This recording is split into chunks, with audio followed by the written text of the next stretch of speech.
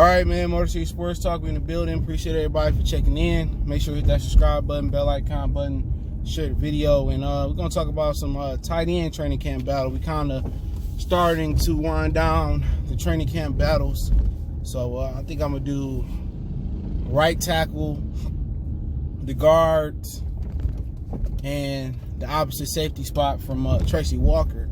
I think that's gonna be it. So we got a few more. I got the season preview cooking up. Training camp should start on July 28th. We'll see what position the Lions take as far as, splitting the rookies from the vets, or will they take the position of cutting the 10 players tomorrow. So, we'll find out tomorrow. But tight end is an interesting position. You have some people that think that Jesse James might not make the cut, but I looked at his contract, and I'm not an NFL contract savant or whatever that situation may be, but it may look like they may keep him. He got a lot of dead money. It ain't no point of paying for all that money for him to come here and then cut him. And you even cleaned up the salary cap and stuff. They got rid of the capologist after he cleaned it up and brought somebody from New England in. I'm just so tired of seeing expatriate players and people and all that other stuff. But we can start off with Jesse James. We know he probably won't start over Hockenson unless Hockenson just got a terrible start or Hockenson get injured. But at the end of the day, them riding with Hockenson and James, it's a way to make it work. But really, when you see how the Patriots did it, since they like to do everything how Bill Belichick did it, how they did it was they had a big, strong tight end that can do everything like Hockenson and Gronk, and then they had the shifty guy like Aaron Hernandez. Now, I talked about basically trading, trying to get Jesse James and get some draft compensation to bring David Njoku here from Cleveland. Now, I know Njoku ain't had the best career so far, but it takes tight ends kind of a few years to kind of, catch up a bit. But his shiftiness, his shiftiness will go well with Hockenson. It's a great fit. Kind of where they had Noah Fant and Hockenson in Iowa, but Jesse James, it's a way to make that size fit, though. You know what I'm saying? You could do a lot with Jesse James and Hockenson if you get creative. You can play them on the same side, opposite side. You can go with a lot of two tight end sets. And they size, especially with Hockenson's ability to come in and out of breaks, it's going to be difficult to deal with. But Jesse James, like 6'7", 6'8". How can you not know how to utilize that height? You could do some things with him, with the seams, with crossing routes, with drags. He should be a chain mover every time. You can't double everybody. You got Galladay out there. And then, playing him and James and Hockenson and James together, you don't know if they passing or running because they both solid run blockers. So that's going to make your run game even that much more lethal. But they just don't seem to know how to, they're able to know how to abuse the tight end position. Josh McDaniels knew how to abuse the tight end position. He know how to make it work. He know how to stack the routes and how to get the most out of Hernandez and Gronkowski, and that's pretty much what they going to do with Gronk and Jesse James and TJ Hockenson. You got to draw up stuff that's going to make people pay attention to them in the seams and pay attention to them on the line of scrimmage, thinking that it's third and second, they can go out for a route or a delayed route, and that make them hesitant to crash down and play the run. Man, the Lions got the personnel to have a solid, playoff unit and get a playoff win. They just got to have the creativity and the coaching and the game management. But I don't see any way, shape, form, or fashion to get to the point where Jesse James is just going to be not on this team, not under the circumstances. Next year, he got a potential out where they can get up under that deal. So I don't see Jesse James. Getting up out of here. This camp, especially with Hockenson injured, and then who you gonna depend on? So basically, you got a few dudes that could make the team. You got Hunter Bryant. You got the tight end from Georgia last year, and I think it's one more guy they got. I don't know why I'm tending to forget who that one guy is, but between those two that I can remember, I don't know what happened to Logan Thomas. I thought he was on the squad. When I looked at the roster, he no longer on the squad. I must have missed that press clipping. But you just got to figure out how many tight ends are they truly going to hold down. Now the dude from Georgia, he more of a blocking guy. You know what I'm saying? They might try to transition to him to play tight end / fullback or something of that nature. You know what I'm saying? So I don't know exactly what they scheme gonna be for him, but Hunter Bryant is a guy I really hadn't paid a lot of attention to. I know he was supposed to be big coming out of Pac-12 country and stuff of that nature, but people was kind of flabbergasted why he had went undrafted, and he ran a 4.71. I mean, that's what happened. He ran a 4.71 at 6'2". 6'2" isn't prototypical size for a tight end. You know what I'm saying? And when you undersized, you better be able to play bigger than what you are. You better be able to be fast for that position. And at 4.71, that, that kind of, rubs the people the wrong way. So you got to see where the balance is at as far as for the lines of what they're looking for. The Nauta, whatever from Georgia from last year we got, he was an All-American tight end, all right, coming out of high school. But the difference is his versatility. He give you blocking. He probably give you some up back play at the fullback position. His blocking is going to be key. Now Hunter Bryant brings something else to the table. He kind of more the shifter, even though he ran slow. He kind of shifty, but he makes some spectacular catches, and he does play bigger than 6'2". So basically, it's gonna boil down to, who play better, who understand the playbook better, and also what they prefer. They got two all around tight ends.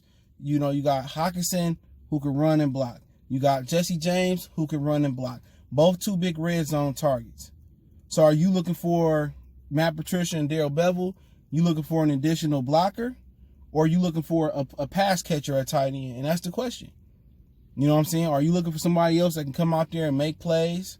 Or are you looking for somebody that can kind of block more, play fullback, lead block, have a little bit more versatility in the blocking game? Or are you looking for somebody that can kind of mask in as a slot receiver every now and again, go out there and go for catching the ball? Who knows exactly what they're looking for? It's going to boil down, can Bryant make enough spectacular catch plays like he did at Washington? And can Nauta, whatever his name is, show enough in the passing game where he won't be a liability? It won't be one of those situations where you put that extra tackle in and everybody knows to run. The Lions is doing it. Where you could put Nauta in and you ain't scared that he gonna catch the ball. You ain't got, defense is not scared he gonna catch the ball. They gonna know it's run when you put him in. So it's gonna depend on who have a better camp. And basically camp is gonna be determined about who prep good. Who took the playbook home and read it, who been staying in shape, who been working out, taking advantage of the coronavirus and staying out the clubs and abstaining from drinking and smoking. That's what it's gonna boil down to. Who gonna come in shape, who don't have to get in shape. And they got a few weeks where they gonna be getting in shape without them being padded. It's gonna be conditioning, and then they go into padded practices like August 17th or something like that. So, it's hard to project what somebody been doing. It's hard to project what somebody been doing when you don't see them on social media or you don't follow them like that. So we see a lot of the players working out. Hockenson, Marvin Hall, Todd Johnson. So if Hunter Bryant been working hard and he got a chip on his shoulder for not getting drafted, then he should come in and have a good chance. Nauta, he been working out with Matthew Stafford. He got a rapport. He been here a little bit longer, a year before Hunter Bryant. But if Hunter Bryant just got that raw talent, he work hard, come in shape, he might get that last third tight end spot. And somebody might not get cut at all. They might just carry 4 tight ends and ask Nauta to be a fullback / tight end. So you might see nobody get cut. They might carry 4 tight ends. But it's hard for me seeing them carrying 4 tight ends, 4 receivers, and 5 receivers and 4 tight ends and 4 backs. That's hard for me seeing that. You know what I'm saying? So it's gonna be interesting. One of them tight ends might go to the practice squad. Could be Nauta, could be Hunter. But I do, in the same world, in my opinion, I would love to see them come out and start 2 tight end sets, or the majority 2 tight end sets every time they come out. But the Lions is a dome team that love their shotgun. They love to air it out, and they got to get out that mentality. New Orleans had to shake that shit.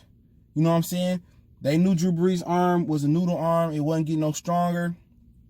They noticed that when they was airing it out, it wasn't working. And remember, when they was airing it out and it wasn't working. We had Joe Lombardi, and it just simply wasn't working in Detroit.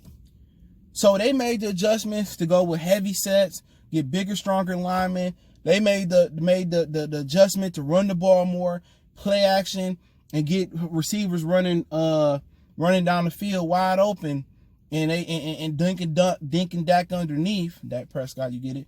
Dink and dack underneath, and they went to a more ball control offense. But they had their times where they aired it out and they spread it out as well too. And that's the transition that the Lions got to make. They got to get out that we a dome team, mentality. And maybe that's what Matt Patricia was trying to do when he had them dudes out there practicing outside. They got to shake that dome team mentality. They got to come out here, and they got to punch some teams in the mouth. Because don't forget, you got to go to Green Bay, you got to go to Minnesota, and you're going to have to win ball games there. And then when you go on the road or in the playoffs, you got to win outdoors. Philly. You never know. You go to Tampa and it can rain. I mean, you can just keep going on and on. San Francisco, Charlotte, and Carolina, if they, they're still pretty good. You got to be able to run game and defense travel. The kicking game might not travel because of the elements, but one thing you always can do is run the football and play defense and stop the run and get after the passer. That don't change. So the Lions, they got to develop an outdoor mentality. They do. And that's not just changing what you call changing, the play calls. No, it's about changing personnel. It's about, hey, you know what? We need to get more bigger and stronger in the interior with our guards and our center. You know what I'm saying? You got to have a mindset that it's us versus them. A hat on the hat, we going to win that battle. We going to win the war in the trenches.